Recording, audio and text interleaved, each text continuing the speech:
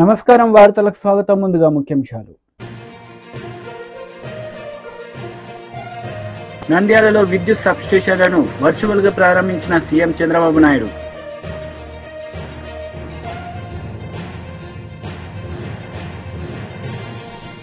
KA Paul media సమావేశం, పలాంశాలపై వివరణ.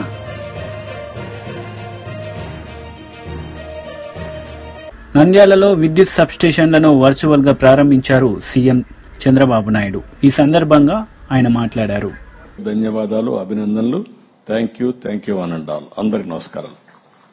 Thank you sir. తర్వాత Nandyal 220, 132, 33 kV substation Betamcherla. Sir నమస్తే సార్. చెప్పమ్మా కలెక్టర్ గారు. Sir Raj Kumari sir, collector Nandyal మాట్లాడుతున్నాను సార్. సార్ ఈ రోజు 220 kV సబ్స్టేషన్ 98.32 crore తో బేతంచెర్లలో ప్రారంభించుకోవడం తమరి చేతుల మీదుగా చాలా సంతోషం సార్. ఇది మనకి 3 మండలాలు బెనిఫిట్ అవుతాయి sir, Betamcherla, Banaganapalli and Dhone sir. So నాతో పాటు డోన్ ఎమ్మెల్యే గారు ఉన్నారు సార్, ఎంపీ శబరి గారు ఉన్నారు సార్, ఈ 3 మండలాల ప్రజలు కూడా ఉన్నారు సార్, అండ్ ఆఫీసర్స్ టీం ఉన్నారు సార్. సార్ ఈ ప్రాజెక్టు తమరి హయాంలో 2018లో శాంక్షన్ అయింది సార్. ఇది మనకి జమ్మలమడుగు 400 kV సబ్స్టేషన్ నుంచి ట్రాన్స్మిషన్ లైన్స్ మన బేతంచెర్ల 220 kV సబ్స్టేషన్ కనెక్ట్ అవుతాయి సార్. మధ్యలో ఫారెస్ట్ ఏరియా ఉండింది సార్. తమరు వచ్చిన తర్వాతే సార్ అగైన్ లాస్ట్ అక్టోబర్ లో మాకు స్టేజ్ 2 క్లియరెన్స్ ఇచ్చారు సార్. November 1 హ్యాండ్ ఓవర్ చేశారు సార్. November 4 టెస్ట్ చార్జ్ చేసుకున్నాం సార్. ఈ రోజు మీ చేతుల మీదుగా ప్రారంభించుకుంటున్నాం sir. Sir thank you sir, team అందరి తరపున సార్. సార్ మన రాష్ట్రంలో సార్ మీరు ఐఆర్పి పాలసీ అనౌన్స్ చేశారు సార్. మనకి ఉన్న జిల్లాల్లో నంద్యాల గ్రీన్ ఎనర్జీకి చాలా పొటెన్షియల్ సార్. సో మనం నాన్ కన్వెన్షనల్ ఎనర్జీని ఎవాక్యుయేట్ చేసి మన ఏపీ గ్రిడ్ కనెక్ట్ చేయడానికి ఈ ప్రాజెక్ట్ చాలా ఉపయోగపడుతుంది సార్. సో ఇక్కడ ఉన్న ప్రజలందరి తరపున కూడా భవిష్యత్తులో మనము గ్రీన్ ఎనర్జీ కారిడార్ ని ఇక్కడ చూడబోతున్నాం సార్. ప్రజలందరి తరపున కూడా తమకు ధన్యవాదాలు తెలియజేస్తూ ఉన్నాను sir. Thank you sir. Thank you అమ్మా, థ్యాంక్ యూ. గుడ్. దెన్ ఎమ్మెల్యేకి ఇవ్వమ్మా, ఎమ్మెల్యేకి ఎంపీకి ఇద్దరికి ఇవ్వండి, వాళ్ళిద్దరు 2 నిమిషాలు. సీఎం గారికి నమస్కారాలు. చాలా సంతోషం. గ్రీన్ అండ్ క్లియర్ ఎనర్జీ కింద బేతంచెర్లలో 220/132 33 kV మీ చేతులుగా ప్రారంభం చేసినందుకు చాలా సంతోషం సార్. ఈ సబ్స్టేషన్ వల్ల 3 గ్రామాలకు ఉపయోగం ఉంది సార్. బేతంచెర్ల, డోన్, బనాపల్లి. దీంతో పాటు 6,000 మందికి క్లీన్ 6,000 మందికి గృహాలకు మంచి నాణ్యమైన విద్యుత్ చేసే అవకాశం ఉంది సార్. ఈ సబ్స్టేషన్ వ్యయం వల్ల 98.32 కోట్లు సార్. దీని ద్వారా సుమారు 1,00,000 మంది విద్యుత్ వినియోగదారులకు నాణ్యమైన కరెంటు ఇచ్చే అవకాశం ఏర్పడుతుంది సార్. ఇంకోటిసారి నా రిక్వెస్ట్, మన ప్రభుత్వం పారిశ్రామిక విధానంగా ద్వారా ప్యాపిలీ మండలం కూడా చాలా వృద్ధి చెందుతుంది సార్. మరియు లిఫ్ట్ గేట్స్ వల్ల 30 చెరువులు నింపుకుంటాం సార్. అక్కడ ఒక 132/32 kV శాంక్షన్ చేస్తే దానివల్ల మా ప్రజల బాబు ఇది horticulture hub sir, banana hub sir. చెరువు లిఫ్ట్ 36 చెరువు నింపారు సార్. ఈ సబ్సిడీ శాంక్షన్ చేస్తే మా ప్రజలు హ్యాపీ ఉంటారు సార్. ఇబ్బంది లేకుండా మంచిగా పంట పండించే అవకాశం ఉంది sir. Thank you sir. Thank you అండి. ఎంపీ గారు, శబరి గారు. సార్ బేతంచెర్ల మండలంలో ఈ రోజు ఈ పవర్ స్టేషన్ మొదలు పెట్టడం అనేది చాలా ఒక అచీవ్మెంట్ సార్ మనకు. ఎందుకంటే బేతంచెర్ల చాలా వెనుకబడిన ప్రాంతం, పరిశ్రమలు చాలా ఎక్కువగా ఉన్నాయి, ఇంటరప్టెడ్ పవర్ ఎప్పుడూ ఉండేది మనకు. కాబట్టి ఈ రోజు 2018లో ముందే ఫౌండేషన్ స్టోన్ స్టార్ట్ చేశారు. ఆ క్లియరెన్స్ ఇప్పుడు మీరే ఇచ్చారు. మీ చేతుల మీదుగా మళ్ళీ ప్రారంభం అవుతుందంటే ఇది మా అదృష్టంగా భావిస్తున్నాము. Thank you sir. Thank you మా శబరి గారు. బేతంచెర్లలో ఈరోజు 220 kV సబ్స్టేషన్ ఓపెన్ చేసుకోవడం చాలా సంతోషం. ఇది మీరు చూస్తే 18-19లోనే మనం శాంక్షన్ చేసి 5 ఏళ్లు వీళ్ళు నిర్లక్ష్యం చేస్తే మళ్లీ ఈరోజు ఫారెస్ట్ క్లియరెన్స్ అవన్నీ ఇప్పించి ఇమ్మీడియట్ గా మనం ప్రారంభించాం. దీనివల్ల 2 లాభాలుంటాయి మీకు. ఒకటి, మీ ప్రాంతంలో లో వోల్టేజ్ లేకుండా ఆ సమస్య పరిష్కారం అవుతుంది. కర్నూలు జిల్లా, ప్రత్యేకంగా నంద్యాల గాని ప్రాంతం అంతా గ్రీన్ ఎనర్జీ హబ్ గా తయారవుతుంది. ఇప్పటికే మనం చూస్తే పెద్ద ఎత్తున సోలార్ గాని, విండ్ గాని, పంప్డ్ ఎనర్జీ గాని ఇవన్నీ వస్తున్నాయి. ఇవన్నీ వస్తే ఇవన్నీ కూడా ఎవాక్యువేషన్ చేయాల్సిన అవసరం ఉంది. మనకు అవసరమైనంత వరకు మనం వాడుకుని మిగిలింది బయట పంపించాల్సిన అవసరం కూడా ఉంటుంది. అందులో ఈ Betamcherla sub station major role play చేస్తుంది. దీనికి మనస్ఫూర్తిగా మిమ్మల్ని అందరినీ అభినందిస్తూ అగైన్ మీ అందరికి కంగ్రాచులేషన్స్. థ్యాంక్ యూ అని అంటాం. నమస్కారం. నెక్స్ట్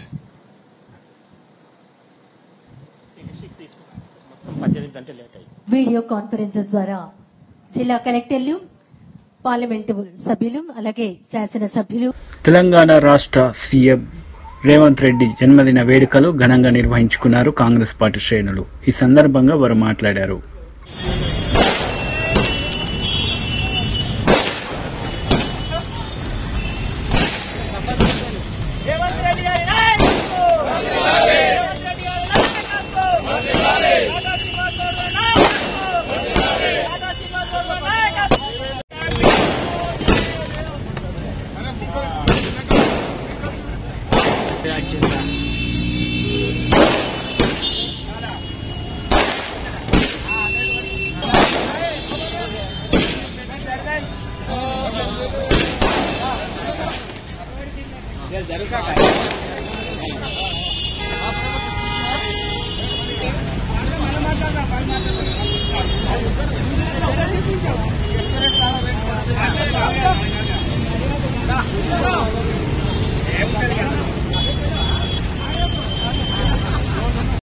తెలంగాణ ముఖ్యమంత్రి మన యనుమల రేవంత్ రెడ్డి గారి బర్త్డేను, ఆయన పుట్టినరోజు బర్త్డేను మా అమీన్పూర్ మున్సిపాలిటీ నుంచి మున్సిపాలిటీ అధ్యక్షుని ఆధ్వర్యంలో మరి ఇక్కడ కేక్ కట్ చేసి మరి ఇక్కడ సెలబ్రేషన్ చేయడం జరుగుతుంది.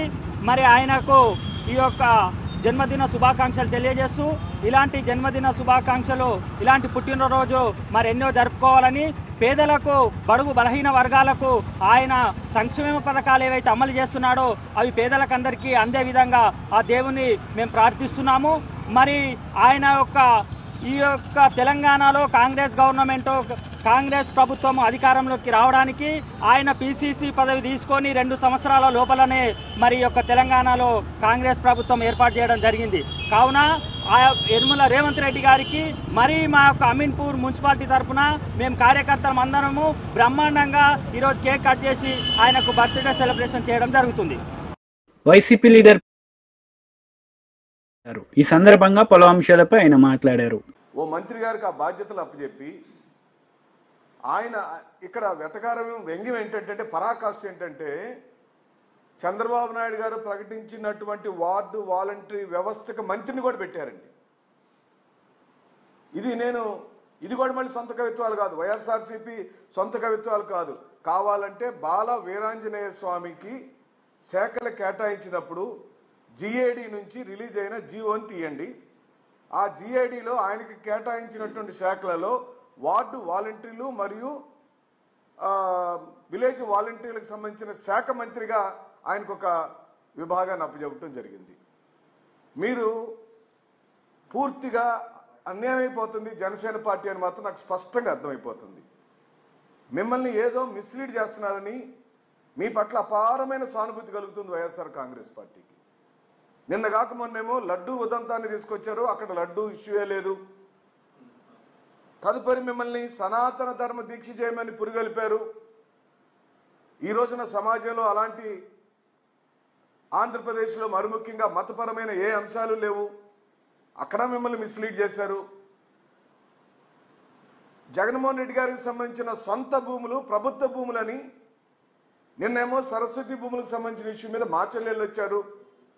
అక్కడ మీరు మళ్ళీ ఒకసారి విషయ పరిజ్ఞానం లేకుండా తిరుగుతున్నారని అర్థమైపోయింది. ఈరోజు పక్కాగా వాలంటరీ వ్యవస్థ అసలు ప్రభుత్వంచే గుర్తించబడలేదని, వాలంటీర్లను జగన్మోహన్ రెడ్డి గారు మోసం చేశాడని, వాళ్ళని ఎక్కడ అపాయింట్ చేయలేదని అన్నప్పుడు మరి వీటిని ఏమందామండి ఉప ముఖ్యమంత్రి గారు?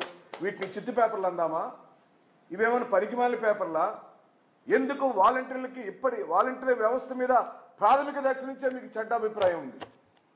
మళ్ళీ ఇది కూడా నా సొంత కవిత్వం కాదు పవన్ కళ్యాణ్ గారు. మీరే అనేకమైన ఉపన్యాసాలలో ఈ ఆంధ్ర రాష్ట్రంలోని వాలంటీర్స్ అమ్మాయిలను అమ్మే బ్రోకర్లుగా మీరు అభివర్ణించారు. అమ్మాయిలను కిడ్నాప్లు చేసేవాళ్ళుగా అభివర్ణించారు, అమ్మాయిలను రాష్ట్రానికి నుంచి తరలించే వాళ్ళుగా అభివర్ణించారు.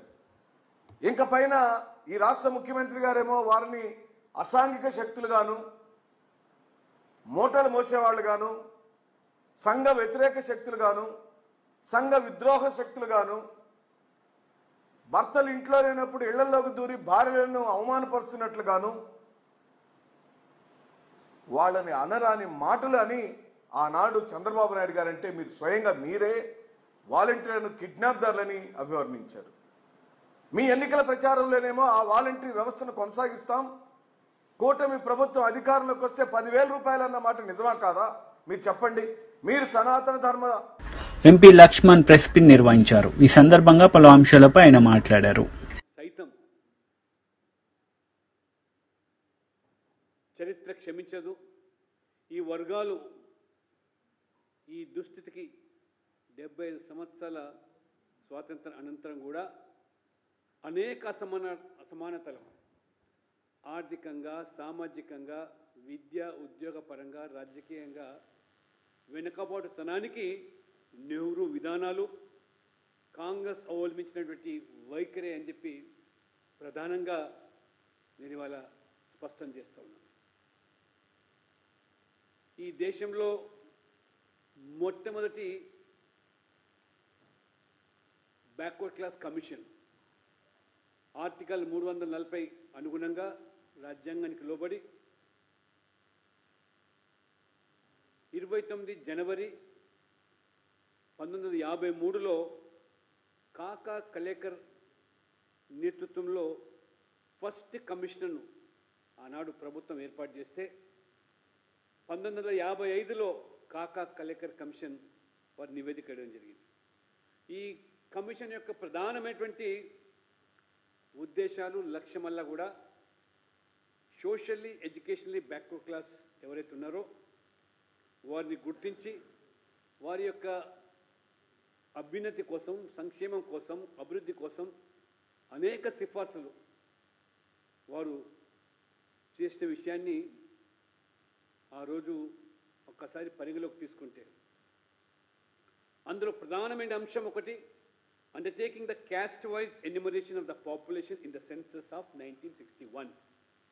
స్వాతంత్రం వచ్చిన తర్వాత ఫస్ట్ బ్యాక్వర్డ్ క్లాస్ కమిషన్ సిఫార్సు చేసినటువంటి మొదటి అంశంలో ఈ యొక్క క్యాస్ట్ వైజ్ ఎన్యుమరేషన్ను 61లో జరగబోయే దాంట్లో మరి పొందుపరచాలని చెప్పి మరి ప్రతిపాదించినటువంటి ఈ యొక్క రికమెండేషన్ మరి అనేక సిఫార్సుతో పాటు ఆ కమిషన్ నివేదిక ఇస్తే నెహ్రూ గారు ఈ కాకా కలేకర్ కమిషన్ విషయంలో పూర్తిగా దాన్ని విభేదించి, వ్యతిరేకించి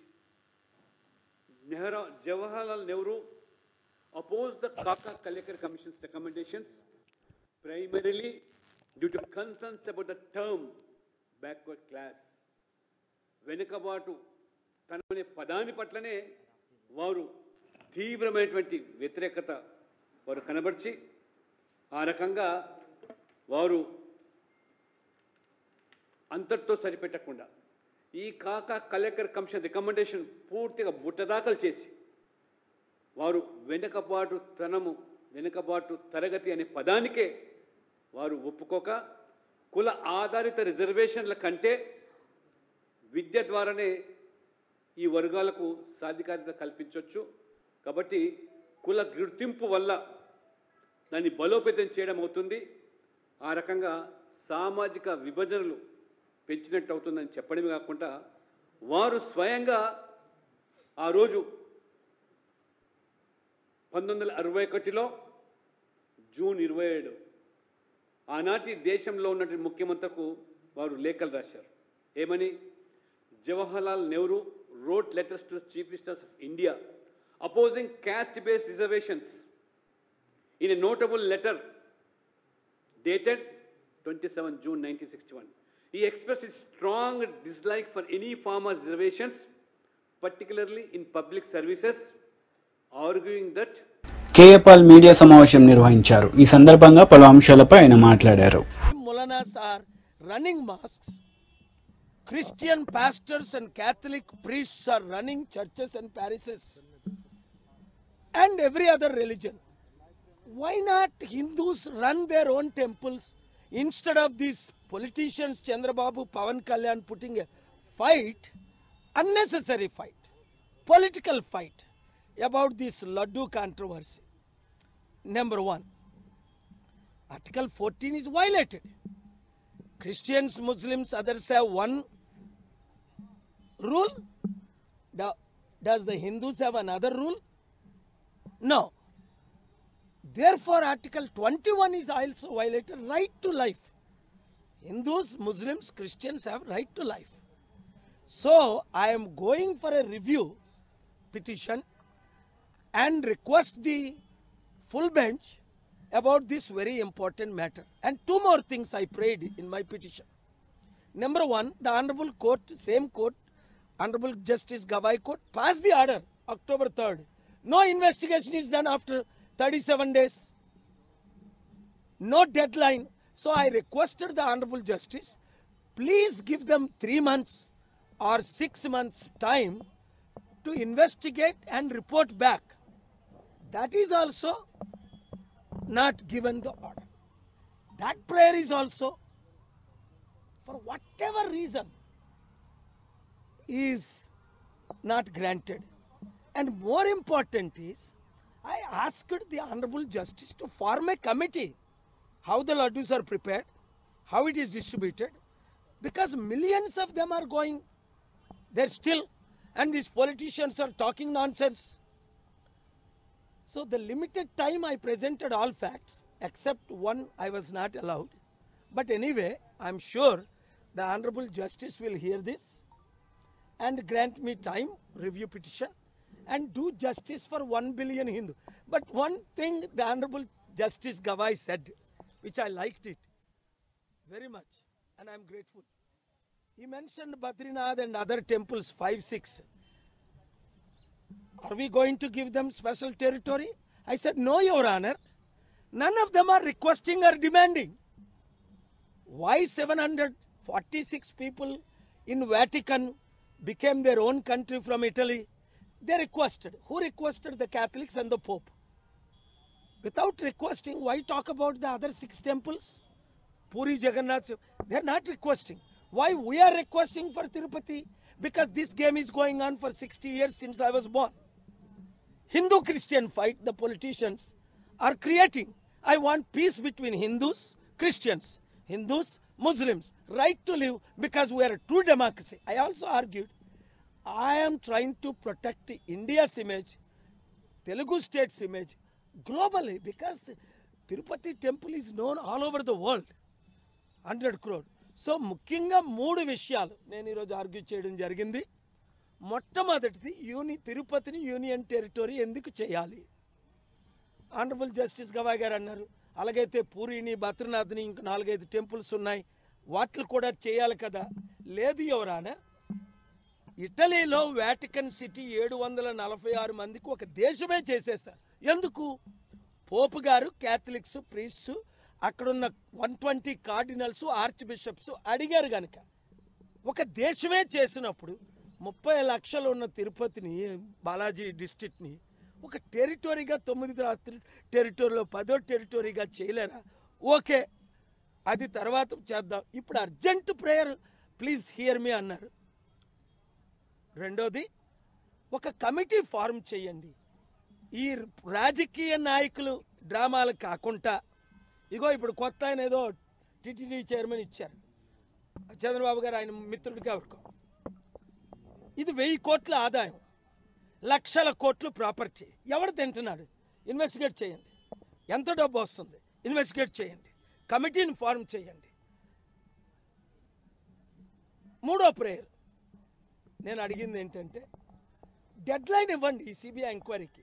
37 రోజులు అయింది మీరు ఆర్డర్ ఇచ్చి, October 3rd నా ప్రేయర్ ఇచ్చారు 50%. నేను రిక్వెస్ట్ చేసింది సిబిఐ లెడ్ ఎంక్వైరీ అని, కానీ డెడ్ లైన్ ఇవ్వలేదు.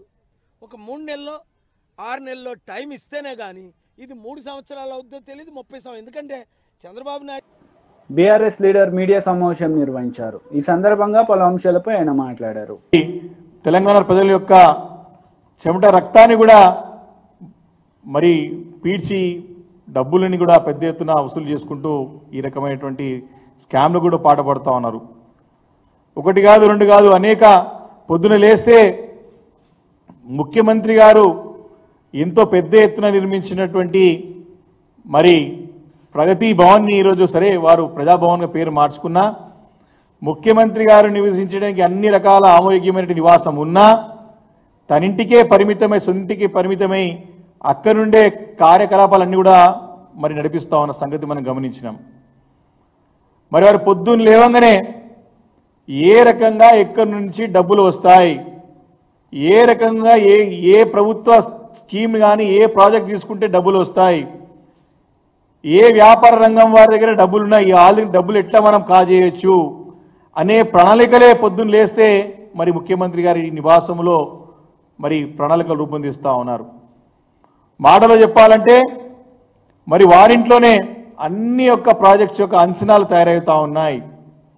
దాన్ని చాలా లోగొట్టుగా పెట్టి మరి ఎవరు కూడా అక్కడ వారి పార్టీ నాయకులు కూడా రాకుండా నియంత్రించుకొని మరి అక్కడ పెద్ద ఎత్తున కార్యకలాపాలు జరుపుకుంటూ నిధులని ఈ యొక్క డబ్బులని ఏ రకంగా మనం ఎక్స్ట్రాక్ట్ చేయొచ్చు, ఏ రకంగా మనం వసూలు చేయొచ్చు అనే ప్రయత్నంలోనే మరి రేవంత్ రెడ్డి సర్కార్, రేవంత్ రెడ్డి గారు ముఖ్యమంత్రి పనిచేస్తున్నారని చెప్పడానికి నేను చాలా పూర్తిగా నమ్మకంతో విశ్వాసంతో నేను చెప్తా ఉన్నాను. ఈరోజు మొన్నటి వరకు హైడ్రాని పెట్టి హైడ్రా ద్వారా ప్రజలను బెదిరించి బిల్డర్లను బెదిరించి మరి అక్కడి నుంచి కూడా మనం డబ్బులు వసూలు చేసిన సంగతి చూసినాం ఈరోజు. కాబట్టి ఈ రకంగా ఈరోజు బ్లాక్మెయిల్ రాజకీయాలతో మరి డబ్బులు వసూలు చేసుకొని ఏ రకంగా ఢిల్లీ కాంగ్రెస్కి డబ్బులు పంపిస్తున్నారో మనం చూస్తూ ఉన్నాం. ఎక్కడ వాళ్ళు పోటీ చేసినా, కాంగ్రెస్ పార్టీ పోటీ చేసినా డబ్బులన్నీ కూడా తెలంగాణ రాష్ట్రం నుంచే తెలంగాణ ప్రజల యొక్క రక్త మాంసాలు మరి పీల్చి మరి పంపిస్తున్న సంగతి మనం గమనిస్తూ ఉన్నాం. మరి ఈ మధ్యన సుంకిశాల దగ్గర పెద్ద ఎత్తున అక్కడ నీటిని నిర్మాణం కోసం ప్రాజెక్టు నీటిని హైదరాబాద్ నగరాన్ని తీసుకురావడానికి చేపడుతున్న ప్రాజెక్టులో అక్కడ అక్రమాలు జరిగినాయి, అక్కడ లోపాలు జరిగినాయి. అక్కడ నిర్మాణంలో ఉన్నటువంటి ప్రాజెక్ట్ పెద్ద ఎత్తున కూలిపోతే కొన్ని వందల కోట్ల ఆస్తి నష్టం జరిగితే మరి దానిపైన బీఆర్ఎస్ పార్టీ స్పష్టంగా ప్రశ్నించింది. దీనికి కారకులైన పైన మీరు ఖచ్చితంగా మీరు చర్య తీసుకోవాల్సిందే అని చెప్పినప్పుడు హెచ్ఎండబ్ల్యూఎస్ వాళ్ళు హైదరాబాద్ మెట్రోపాలిటన్ వాటర్ సప్లై వారి ఆధ్వర్యంలో ఆ ప్రాజెక్ట్ నడుస్తోంది. కాబట్టి ఈ తప్పంతా కూడా ఏజెన్సీ ఎవరైతున్నారో వారి ద్వారా జరిగింది. కాబట్టి మరి తప్పంతా కూడా వారిదే అని చెప్పి చాలా స్పష్టంగా మరి వారు కూడా మరి దీన్ని రిపోర్ట్ చేయడం జరిగింది. అంటే మెగా కంపెనీ మెగా కృష్ణారెడ్డి గారి ద్వారా జరిగేటువంటి ఈ యొక్క ప్రాజెక్టులో లోపాలున్నాయి, నాణ్యతా లోపాలున్నాయి, సరైన నిర్మాణం జరగట్లేదు. మరిని స్పష్టంగా హైదరాబాద్ మెట్రోపాలిటన్ వాటర్ సప్లై ప్రభుత్వానికి నివేదిక ఇచ్చి మరి కాంట్రాక్టర్ పైన చర్య తీసుకోవాల్సిందిగా మరి వారి రిపోర్ట్ వైసీపీ లీడర్ ఈ సందర్భంగా పలు అంశాలపై ఆయన మాట్లాడారు. సోషల్ మీడియా కార్యకర్తల అరెస్టులు జరుగుతున్నాయి. ఎందుకంటే దానికి ఒక ఉదాహరణ చెప్పాలా, గుడ్డిగా కేసులు పెడుతుంది ఈ ప్రభుత్వం అనే దానికి ఇక్కడే తూళ్ళూరు మండలం బోరుపాలెంకు చెందిన సీను అనే వ్యక్తి పైన ఒక కేసు నమోదు చేశారు. సోషల్ మీడియాలో కేసు నమోదు చేసి విచారణకు రమ్మని చెప్పి అతను పిలిచారు. తీరా చూస్తే అతను 1.5 సంవత్సరం క్రితమే చనిపోయిన సంఘటన ఇది. అంటే దీన్ని బట్టి సోషల్ మీడియా పైన వెరిఫికేషన్ కూడా లేకుండా ఎవరు వైసీపీ అని కనిపిస్తే ఎక్కడైనా ఎవరైనా వాళ్ళ చెవిలో చెప్తే పలాని కుటుంబం వైసీపీకి సపోర్ట్ చేసిందని వాళ్లకు గుడ్డిగా నోటీసులు పంపించే ప్రయత్నం చేస్తూ ఉంది. అంటే ఇవన్నీ రాష్ట్రంలో తప్పుడు కేసులే పెడుతున్నారు. అంటే ఇంకో 15,000 మందిని ఇలా బజారుకి ఇచ్చి వాళ్ళ కుటుంబ సభ్యులను బెదిరించి చట్టానికి వ్యతిరేకంగా ఈ పౌరులు ఎవరు స్వేచ్ఛగా బతకూడదు, వాళ్ళు ఈ ప్రభుత్వం చేసేదాన్ని ఏది ప్రశ్నించకూడదనే ఉద్దేశంతో ఇలాంటి కార్యక్రమం నిర్వహిస్తున్నారు. కాబట్టి వార్తలు ముగించే ముందు ముఖ్యాంశాలు మరోసారి. నంద్యాలలో విద్యుత్ సబ్స్టేషన్లను వర్చువల్ గా ప్రారంభించిన సీఎం చంద్రబాబు నాయుడు.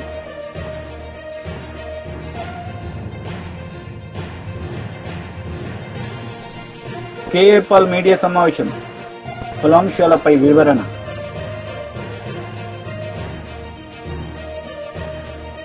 ఈ వార్తలు ఇంతటితో సమాప్తం. తిరిగి ప్రసారమయ్యే వార్తలు మళ్ళీ కలుద్దాం. అంతవరకు సెలవు. నమస్తే.